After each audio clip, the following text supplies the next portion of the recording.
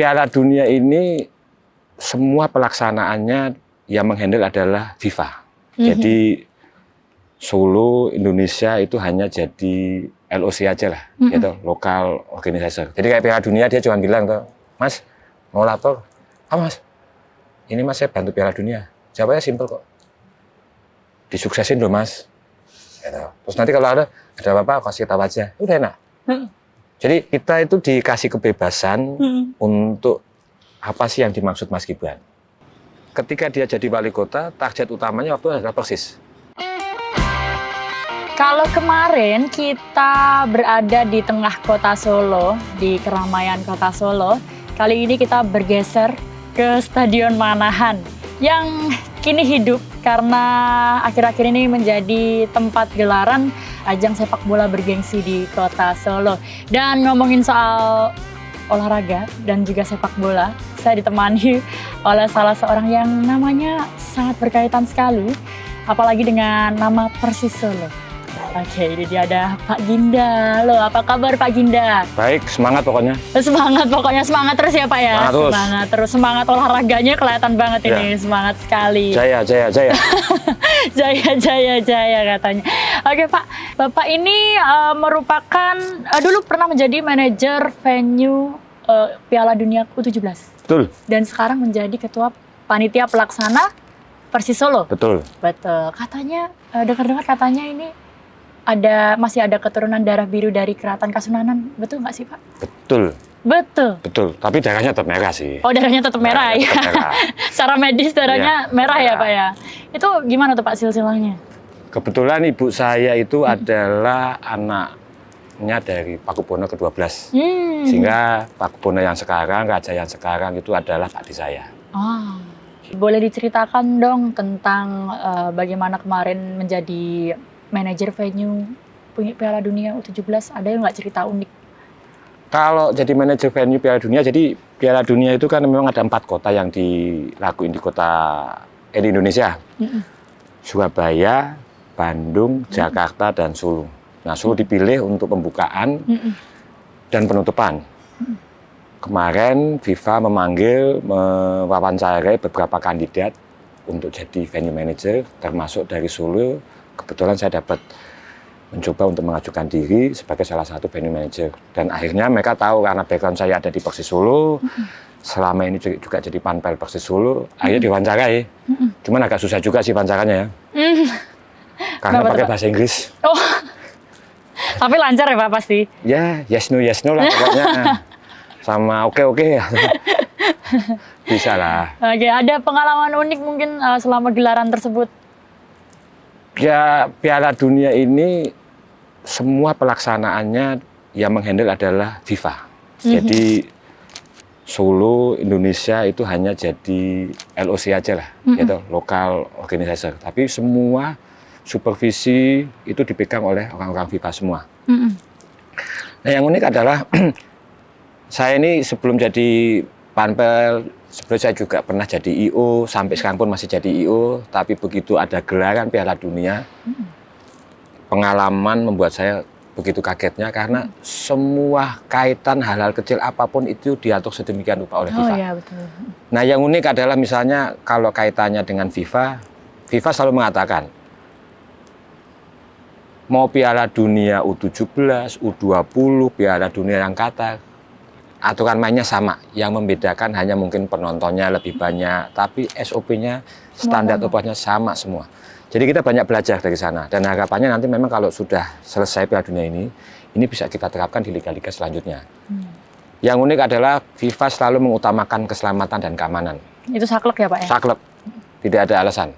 Bahkan jumlah kursi yang kita hitung, mereka bilang enggak, kita nggak mau segitu, masih terlalu banyak. Kita harus mewajibkan 15 menit, kalau ada apa-apa bisa keluar dari stadion, itu misalnya. Kemudian teknologi yang digunakan, Piala Dunia adalah ajang pertama di Indonesia ketika Piala Dunia itu di Indonesia menggunakan teknologi VAR. Ini sudah kita lakukan. Nah, yang unik banyak. Saya masih ingat betul dengan supporter-supporter Senegal yang mau datang ke sini, bagi-bagi baju, mengajak semua ikut untuk bernyanyi.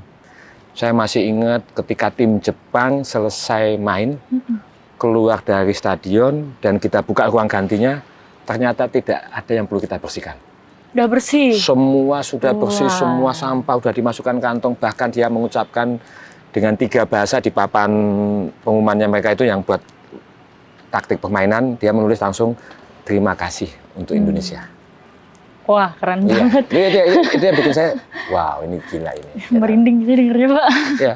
Itu waktu Piala Dunia ya, Pak ya? Ya. Kalau sekarang saat menjadi Ketua Panitia Pelaksana Persis Solo, apa tuh yang unik? Ada cerita unik apa? Setelah jadi Piala Dunia, kayaknya kita mau banyak belajar dan mengadop ya apa yang telah dilakukan. Jadi kita pengen stadion ini adalah stadion yang ramah keluarga. Semua anak-anak itu mau nonton, tidak ada makian, tidak ada cacian, tidak ada tindakan-tindakan rasis. Tapi itu yang terjadi memang. Kita masih perlu banyak belajar, bukan hanya kita yang belajar, panpel, klub juga harus belajar, dan yang utama adalah edukasi kepada para penonton. Kalau mau nonton bola itu ya kayak nonton film aja. Santai, dandan, menikmati film, ya toh, jangan terus teriak, filmnya jelek, gitu, nggak mungkin kan, ya toh. Nah, ya udah kayak nonton bioskop aja, nah, kita nikmati permainan, apapun hasilnya, kita menganut sistem fair play kok. Kita lagi berusaha sekarang di Liga Indonesia nanti juga akan diusahakan penggunaan VAR, supaya apa? Supaya hasil atau kepemimpinan wasit betul-betul bisa ideal. Kalaupun masih terjadi kesalahan, itu namanya manusia dan pasti akan ada tindakan, ada evaluasi. Tapi jangan selalu setiap kali pertandingan tidak berjalan dengan harapan, emosi yang berlebihan diungkapkan. Itu aja sih. Oke, berarti ini tadi ngomongin soal ekspektasi supporter ya? Ya. Terutama tim Persis Solo. Betul. Nah, gimana sih cara Pak Ginda yang selama ini untuk mengatasi ekspektasi lain dari supporter? Sebelum saya jadi Pampel, saya juga supporter. Saya pernah jadi wakil presiden Pasopati, kurang lebih 5 tahun. Dan gampang kok sebenarnya.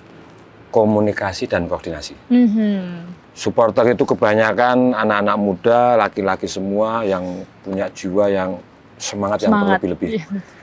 Ya, yang penting kita ajak komunikasi. Setiap kita bertanding, kita undang mereka ke rapat bersama dengan keamanan, pihak kepolisian, pihak TNI, Dishub, Satpol, kita undang semua, kita sampaikan, apa sih yang kalian mau? Mereka misalnya ngomong, oh kita antriannya terlalu panjang, oke, kita buka mungkin lebih awal. Oh kita mau masang spanduk seperti ini, kita bilang spanduknya kalimatnya seperti apa. Sepanjang kalimatnya itu untuk menyemangatkan tim, nggak ada masalah. Tapi kalau kalimatnya sudah salah, mohon maaf, tidak bisa kita pasang. Komunikasi aja, koordinasi.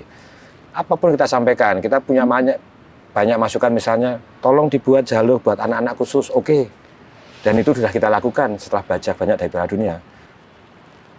Dan yang terakhir, apapun hasilnya, ayo kita nikmati. Kita boleh jadi rival di lapangan, setelah keluar dari stadion, kita berteman kembali. Betul, itu yang harus tetap dipegang ya Pak ya, biar semua tetap aman, nyaman gitu ya Pak ya. Nah kalau itu tadi kan dari segi supporter, permasalahan yang biasa terjadi ketika supporter itu datang. Kalau misalkan dari gelarannya sendiri, ada nggak sih, pernah ada permasalahan-permasalahan? Dan gimana cara Pak Ginda untuk menyelesaikannya? Itu tadi, karena yang jadi host FIFA itu udah menghitung semua aspeknya. Dia mengecek ada berapa hotel, dia mengecek ada berapa rumah sakit, dia mengecek berapa jaraknya, semua aspek itu dihitung. Jadi kita itu tinggal kayak checklist aja, tinggal oh ini udah. Begitu ada masalah dikit aja, kita tinggal lapor. Kemarin sempat heboh misalnya polisi boleh masuk nggak sih ke dalam stadion? Katanya nggak boleh masuk. Ternyata FIFA melihat, oh boleh, polisi boleh masuk ke dalam stadion. Asal nggak pakai bagian yang berlebihan, tetapi menjadi bagian untuk menjaga kenyamanan stadion, nggak ada masalah, silakan. Hampir tiap hari kita rapat. Jadi yang saya suka dari FIFA adalah FIFA itu kalau rapat itu maksimal setengah jam. Maksimal setengah jam. Dimulai jam 9 tepat, selesai 9.30. Hanya koordinator yang berbicara, tinggal menyampaikan apa isunya. FIFA selalu bilang nggak ada masalah, yang ada hanya isu. Oh isunya ini Pak, oke. ketika ada dua divisi yang agak punya permasalahan, FIFA langsung bilang, selesai rapat, kalian selesaikan di luar. Jadi waktu itu betul-betul efektif. Jadi kita udah tahu jam sekian kita harus ada di mana, jam sekian kita harus di mana. Terus nanti kebetulan anak saya venue manager, banyak security manager juga. Saya yang paling banyak berkoordinasi dengan pihak kepolisian. Mereka malah datang kok ke polisi, mereka lihat CCTV-nya seperti apa, ada permintaan apa, oh kita akomodir. Apa kita punya standar, FIFA bilang tapi standarnya FIFA akan kita sesuaikan dengan budaya lokal daripada Indonesia. Baiknya di situ ya Pak ya. Iya. Jadi lebih ini sesuai aja ya Pak ya. Iya. Pokoknya jangan bikin aturan FIFA membelenggu pergerakan ini. Kita ikutin, kalau ada masalah, ada isu, sampaikan saja. Kita akan cari solusinya. Oke Pak. Kalau sekarang ini kita ngobrolnya agak jauh dikit ke ngomongin soal Mas Gibran. Oh bukan, kita kesana dulu. Apa jauh dikit aku ya. Konteksnya Pak maksudnya. Kalau kita sekarang ngomongin soal Mas Gibran nih.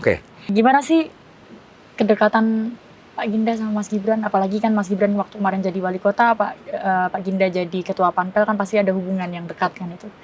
Gimana kedekatannya? Saya sih kenal Mas Gibran itu sebelum dia jadi calon wali kota. Kebetulan dia berteman dengan adik saya. Karena komunitas sepeda ya, dia berteman. Tapi suatu ketika WA saya, Mas, boleh dong kita ngobrol? Kalau ada waktu longgar. Terus, oh iya lupa saya memperkenalkan diri, saya Gibran, kakak Buming Raka. Saya ini orang partai. Yang WA anaknya siapa ini? Ya tahu loh. 5 menit saya mikir itu jawabnya apa ini. Akhirnya pakai bahasa Jawa aja. Wonten dawuh Mas. Enggak, ngobrol-ngobrol aja. Nah, yang saya pelajari dari beliau, kita sering sharing waktu itu, mulai dari dia jadi belum mendaftarkan diri, kampanye, belusuan, sampai sekarang pun jadi wali kota. Saya sering menghadap, saya menghadap selalu bahasanya. Ada yang bilang, kamu deket ya dengan Mas Gibran, ya deket-deket sih ya deket, tapi ya nggak sedekat yang kalian bayangin.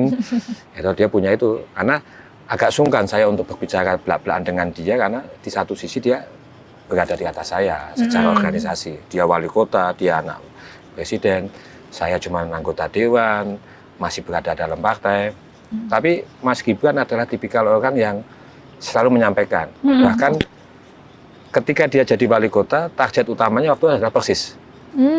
Karena sekarang kita bisa lihat ya, dari beberapa kali waktu dia kampanye jadi wali kota, dia selalu menyampaikan sport tourism.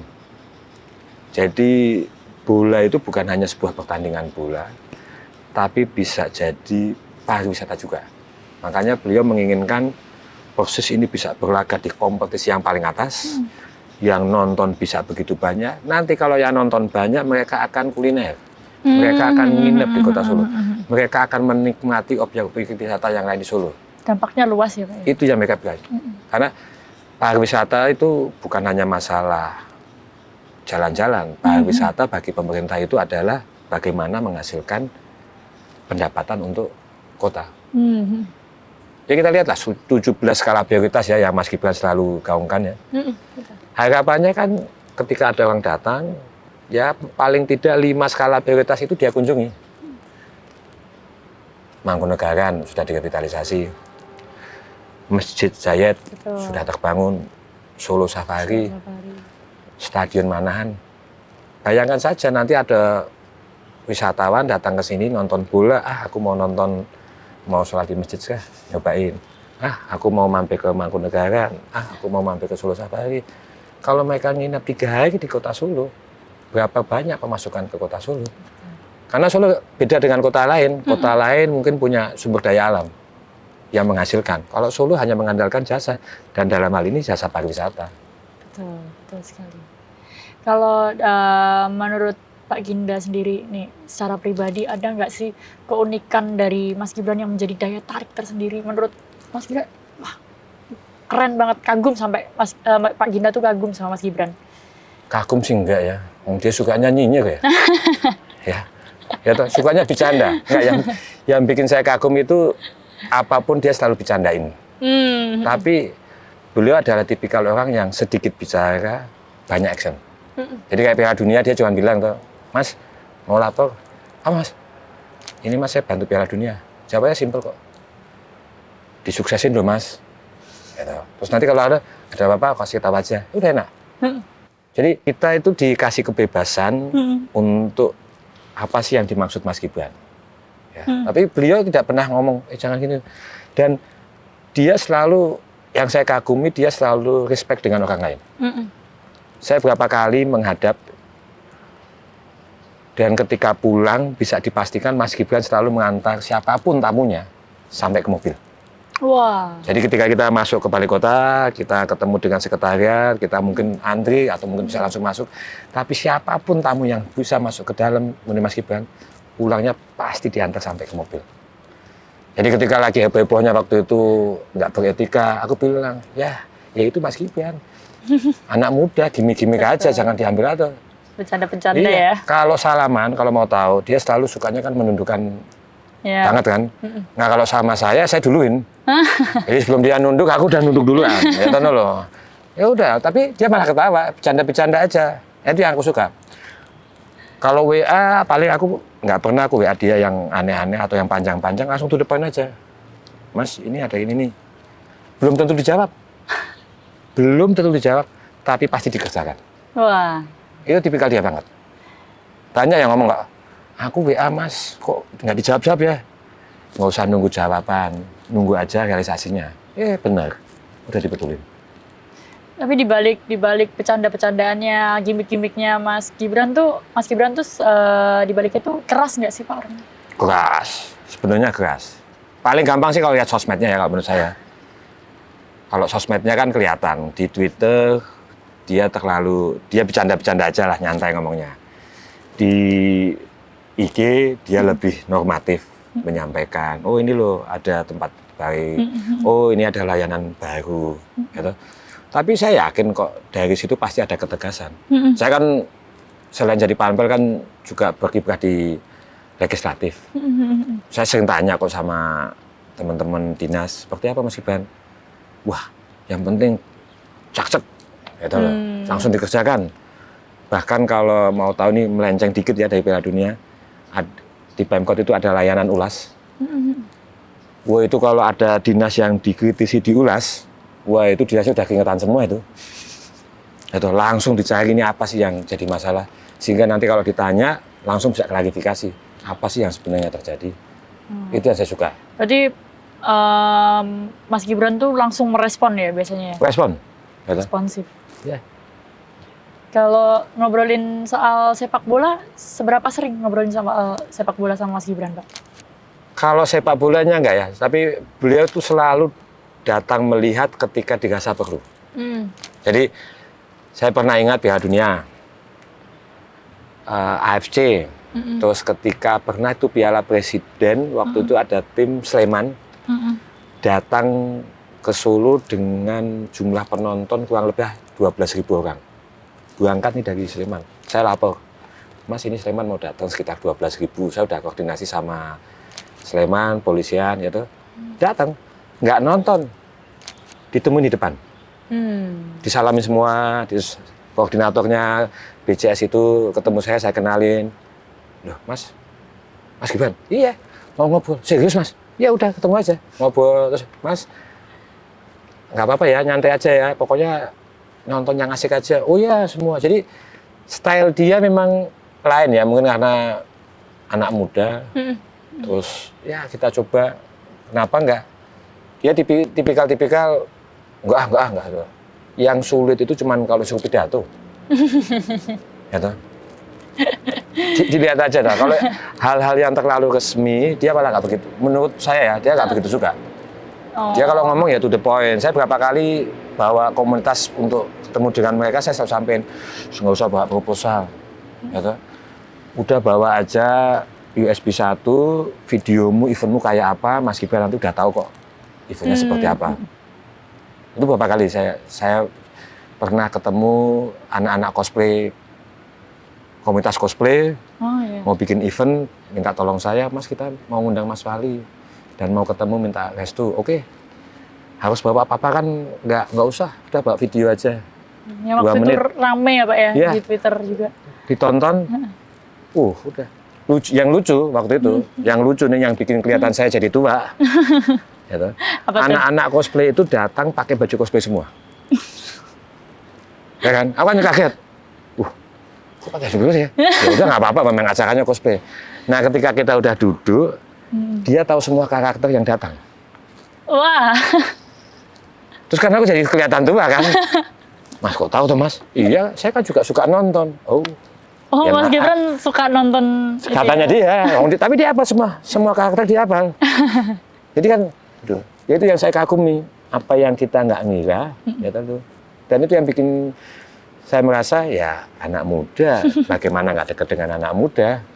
Unik ya Mas Gibran ya, sosok yang unik ternyata. Nah, kalau Stadion Manahan sendiri ini kan sudah kembali hidup ya Pak ya? Betul. Dengan adanya kemarin Piala Dunia U17 dan gelaran-gelaran yang lain. Nah itu kemarin arahan dari Mas Gibran untuk menghidupkan kembali Stadion Manahan seperti apa sih Pak? Dari awal kan dia bilang ketika Persis sudah dibeli sama Mas Kaisang dan Mas Kevin, terus Mas ayo Mas diramekan lagi stadionnya. Nanti kalau ada apa-apa kabarin. Saya ramekan, bahkan selain Stadion Manahan, sekarang juga Stadion Manahan, kawasan Stadion Manahan ini kan juga dipakai buat jogging, bukan hanya pagi hari, tapi semenjak Mas Gibran jadi wali kota, sekarang malam hari pun juga dipakai buat jogging juga. Jadi yang perlu saya sampaikan ya, Stadion Manahan ini hampir sama dengan Stadion GBK di Jakarta. Sekarang ya Pak ya? Iya, GBK yang di Jakarta. Bahkan karena teman-teman dari PSSI dan LIB selalu menyampaikan Manahan itu GBK kecil. Kenapa dinamakan GBK kecil? Karena dia satu-satunya stadion selain GBK yang ada di tengah kota. Ya, betul. Ya, ada di tengah kota. Jadi ketika habis selesai jogging, kita masih bisa nongkrong. Kita masih bisa nge-mall. Jajan-jajan. Jajan-jajan. Beda dengan stadion yang lain, hampir semua stadion di Indonesia itu ada di pinggir. Sehingga yang jalan ke sana ya memang betul-betul orang yang mau jogging di sana. Tapi kalau di sini udahlah masih jam segini, sebelum pulang kita jogging dulu aja. Nah, kenapa Manahan bisa lebih hidup? Karena dia memang punya model yang cukup banyak. Solo itu stadionnya di tengah kota, hotel sekian banyak, kuliner banyak, bandara ada, tol ada, stasiun ada, terminal ada. Jadi jangan salah ketika banyak sekali tim yang akhirnya harus mencari lapangan atau stadion baru, akhirnya memilih Stadion Manahan. Karena stadionnya udah lengkap, apa-apa sudah ada, jadi tinggal masuk aja. Makanya itu jadi salah satu alasan Stadion Manahan Solo dipilih oleh FIFA sebagai salah satu stadion untuk Piala Dunia. Itu yang beliau sampaikan, sport tourism apalagi Mas, apalagi gitu. Saya tinggal ngomong aja, gitu. Mas di sana seperti ini. Apa iya kan gitu, biasanya kan biasa tuh. Nah. Ada hal yang paling nggak bisa dilupakan nggak selama Mas Gibran memberi pesan atau arahan ketika penyelenggaraan event sepak bola di Stadion Manahan? Yang nggak bisa saya lupakan tuh kalau dia selalu bercanda aja sih. Bercanda terus ya? Bercanda terus, gitu. Kita kan ya namanya santai banget ya Pak. Ketua Panpel yang mau datang Pak Wali ya kita udah diem gitu. Begitu mau apa sih Mas gitu. Ya kan ya Mas. Ya kita temen-temen ya tuh loh. Tapi kalau lagi dinas ya saya hormat-hormat dulu ya. Ini masalah etika juga saya bilang gitu kan. Ya. Tapi dia nyantai kok. Atau kalau dia pernah WA saya, Mas Ginda jogging yuk. Kan dia tahu saya suka jogging. Oke Mas, titik kumpul di Manahan berarti.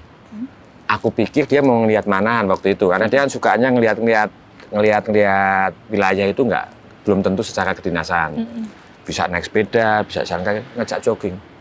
Oke, sampai itu, enggak Mas, kumpul di anu aja, Wali Kota. Oke, aku kumpul, sama dinas-dinas ini kita joggingnya. Ternyata cuma berdua. Terus kita mau jogging mana Mas? Sepanjang Slamet Riyadi ya. Serius Mas, lah kuat enggak? Wah nantang saya bilang gitu, saya kan jogging. Ya udah kita berdua itu. Dari Balai Kota sampai? Dari Balai Kota sampai Stasiun Purwosari balik lagi. Wow. Dan ternyata dia cuma pengen ngelihat city walk-nya aja sih seperti apa. Oh, iya. Itu cara-cara yang sangat tidak lazim tapi ya akhirnya saya bisa mengerti.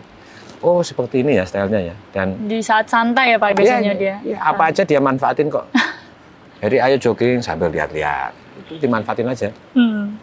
Kalau harapan Pak Ginda nih terhadap penyelenggaraan event sepak bola di Solo ke depannya kan seperti apa, Pak? Saya sih berharap ke depan akan banyak event sepak bola di kota Solo ya. Kita udah lihat ya, Piala Dunia udah, AFC udah. Hari ini kita akan menyelenggarakan final EPA juga.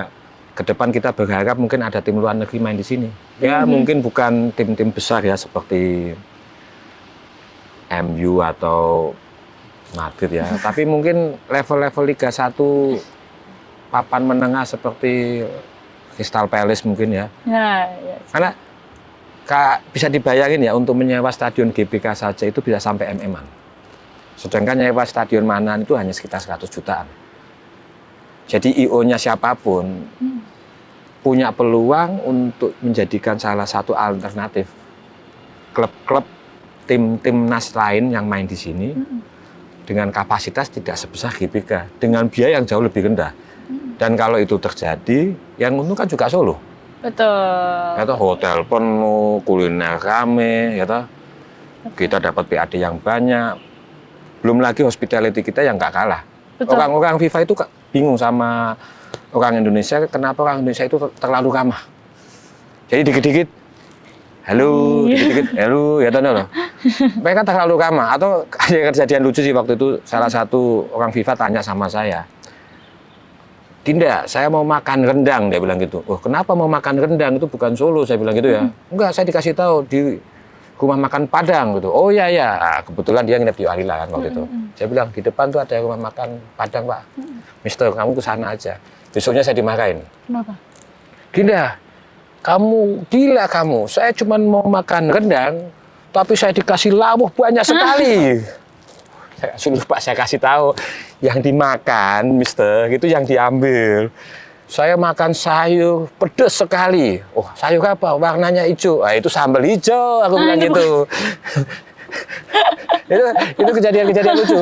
Ya waktu itu terjadi itu. Jadi dan mereka semua yang teman-teman FIFA yang datang ke Kota Solo, semua keliling ke pariwisata Kota Solo. Semuanya. Mereka ke Keraton, mereka ke Mangkunegaran, mereka ke Prambanan, mereka ke Borobudur. Karena di sela-sela istirahat, saya termasuk yang ikut nganter. Dan akhirnya mereka tahu, wah gila juga ya ini negara ini ya. Lengkap sekali, sejarahnya ada, ramah-ramah. Dan FIFA sudah berencana menjadikan Indonesia sebagai salah satu host Piala Dunia yang akan datang. Yang usia berapa kita belum tahu. Karena apa? Karena ekspektasi yang diharapkan di U17 itu sangat berbeda dengan Piala Dunia U17 yang sebelumnya 4 tahun lalu sebelumnya kan di Brasil waktu itu. Tapi antusiasme orang Indonesia itu beda banget. Jadi dia bilang, oh ya itu kita pasar Indonesia adalah pasar yang luar biasa, harus kita kembangkan. Gitu. Kalau terakhir nih Pak, bisa disampaikan satu pesan untuk semua supporter sepak bola di Solo bahkan di Indonesia, boleh kan Pak?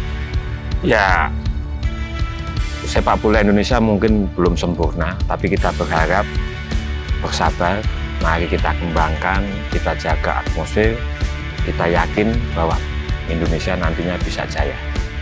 Jaya, jaya, jaya. Jaya, jaya, jaya. Terima kasih Pak Ginda atas waktunya. Sama-sama. Terima kasih banyak. Semoga sepak bola Solo terutama ini makin berkembang ya Pak ya. Oke. Stadion Manahan sudah hidup kembali, jadi yuk timnas-timnas lain bolehlah tandingnya di sini. Main sini aja. Main sini aja. Ini udah mewah banget kok ini, Stadion Manahan keren banget. Oke, terima kasih Pak Ginda sekali lagi. Terima kasih teman-teman semuanya. Kita akan ketemu lagi di next time. Di konten selanjutnya. Bye-bye.